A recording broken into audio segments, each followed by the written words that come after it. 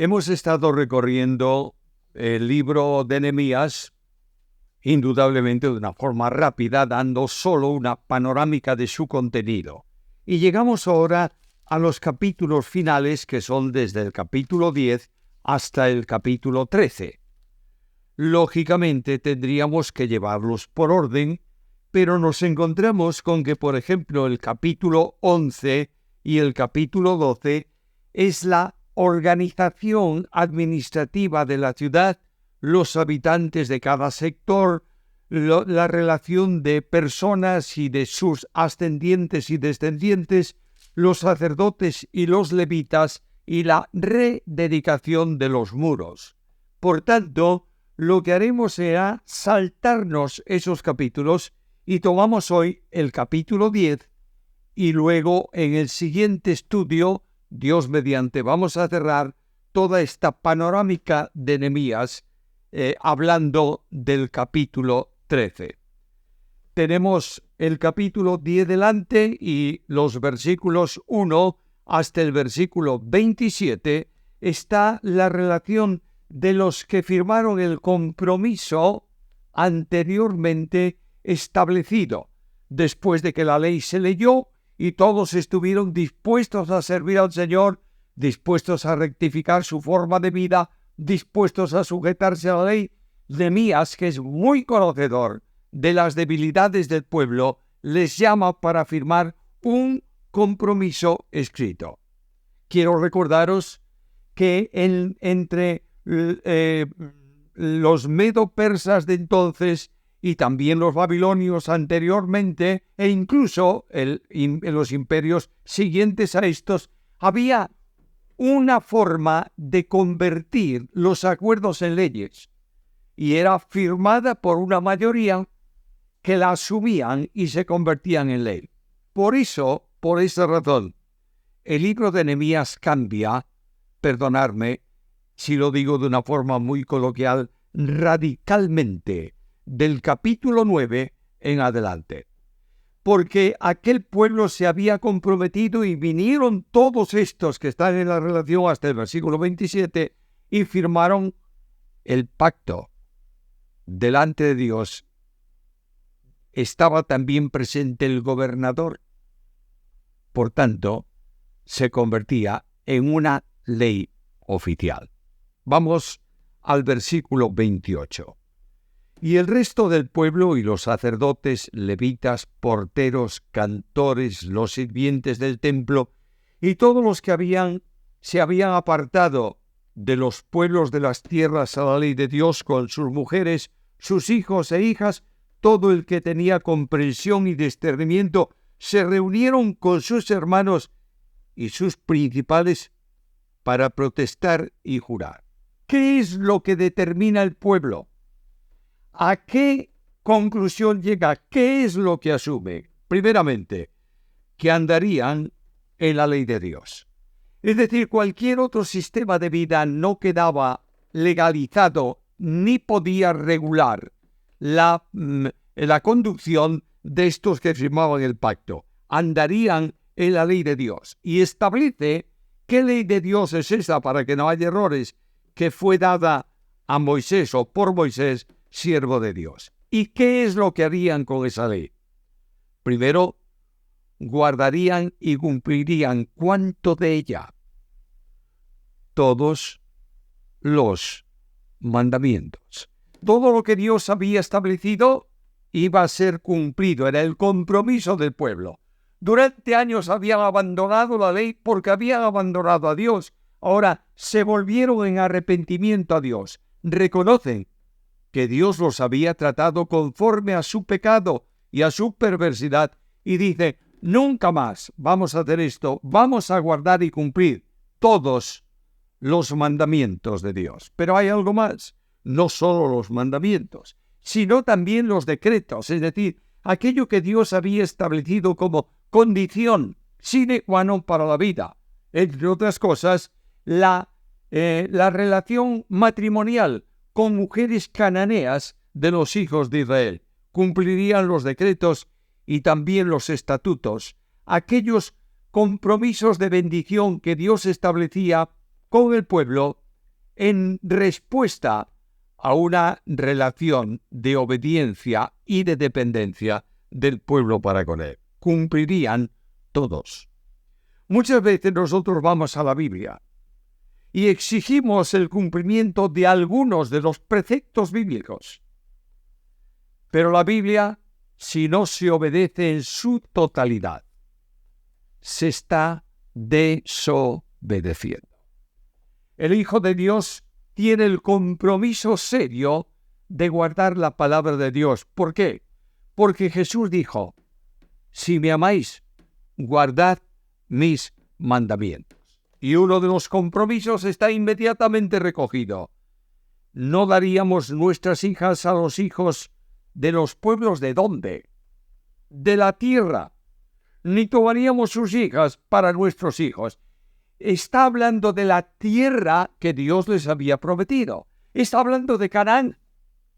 La Biblia no prohibía a una persona seguidora de Dios, perteneciente o no directamente al pueblo de Israel, pero también a los del pueblo de Israel, no le prohibía que se casara con mujeres de otros lugares. Moisés se casó con 2 personas que no eran del pueblo de Dios. Lo que Dios prohibía tajantemente es que se casaran con mujeres cananeas. ¿Por qué? Porque Canaán había sido considerada por Dios como anatema. Tenía que ser destruida por su pecado, y el pueblo de Israel no podía emparentar con aquellos que tenían la maldición de Dios. Asimismo, que si los pueblos de la tierra trajesen a vender mercaderías y comestibles en el día de reposo, no tomaríamos nada de ellos en ese día ni en otro día santificado. Es decir, la obediencia a Dios se expresaba en guardar el día de reposo y en guardar los días santificados por Él en las fiestas de Israel. Es verdad que esto ha cambiado totalmente, pero lo que sí tengo muy claro es que el compromiso de dedicar tiempo al Señor es tan actual antes como ahora, que dejaríamos descansar la tierra, no abusando de la naturaleza, en un mundo como el nuestro, en donde la producción es algo vertiginoso, donde el trabajo, la fabricación de cosas es cada vez más frenética para tirarlas luego a la basura, muchos de ellos. El creyente tiene que tener en cuenta que Dios ha hecho todo para nuestro bien personal. Y además dice que remitirían toda deuda. ¿Recordáis que hubo un problema serio en el pueblo de Israel? Porque algunos, abusando de su posición económica, habían prestado dinero, el que lo recibió no pudo devolverlo y su familia había sido convertida en siervos, en esclavos. Este problema que se había resuelto antes se adopta como ley ahora. Remitiremos toda deuda. Y además, no solamente este comportamiento ético sería ejemplar para los pueblos de la tierra, sino que nos impusimos además por ley el cargo de contribuir cada año con la tercera parte de un ciclo para la obra de la casa de nuestro Dios. Mantener la estructura de la casa, mantener el edificio, resolver problemas estructurales que se pudieran producir en el tiempo, mantener las puertas, etcétera, etcétera, requería una inversión económica, dinero, y ellos se comprometen a dar la tercera parte de un ciclo para la obra de la casa de nuestro Dios. Queridos hermanos míos, es verdad que no tenemos hoy un edificio material que sea la casa de Dios, pero no podemos olvidarnos que el mantenimiento de la casa de Dios, que es la iglesia, la estructura de la iglesia, la formación de maestros, la formación y enseñanza de la Biblia a jóvenes, la formación y enseñanza para los niños, etcétera, etcétera, requiere un esfuerzo económico que tenemos que cubrir. La extensión del Evangelio en el mundo exige de cada uno de nosotros que contribuyamos para el salario de aquellos que dedican toda su vida y tiempo a servir al Señor en lugares donde el testimonio del suyo es pequeño o incluso desconocido. Por tanto, lo que aquellos tenían como obligación es para nosotros privilegio. Nosotros tenemos que ofrendar al Señor, no conforme a exigencias, sino, como dice Pablo, conforme a lo que discernamos de lo que Él nos ha bendecido. Es verdad que en el Nuevo Testamento no se habla de diezmo, que era la referencia mínima de ofrenda en el Antiguo, porque los israelitas tenían sus tierras y sus heredades propiedad suya, y de aquello que era suyo, tributaban al Señor. Pero en el Nuevo Testamento la Biblia nos enseña que Dios nos ha comprado por precio y que no somos nuestros.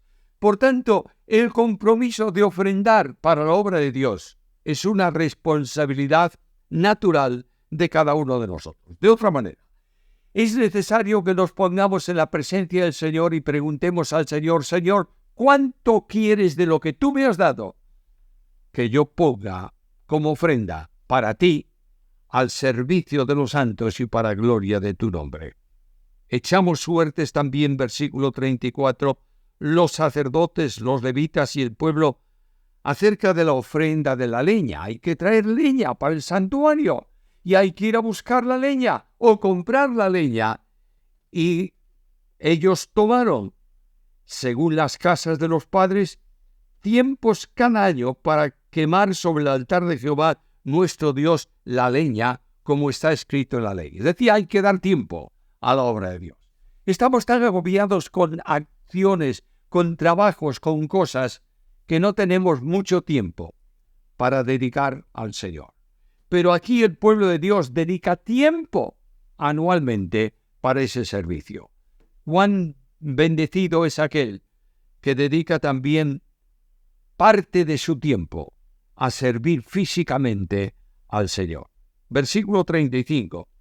Que cada año traeríamos a la casa de Jehová las primicias de nuestra tierra y las primicias del fruto de todo árbol. Los primeros frutos estaban regulados por ley como ofrenda al Señor.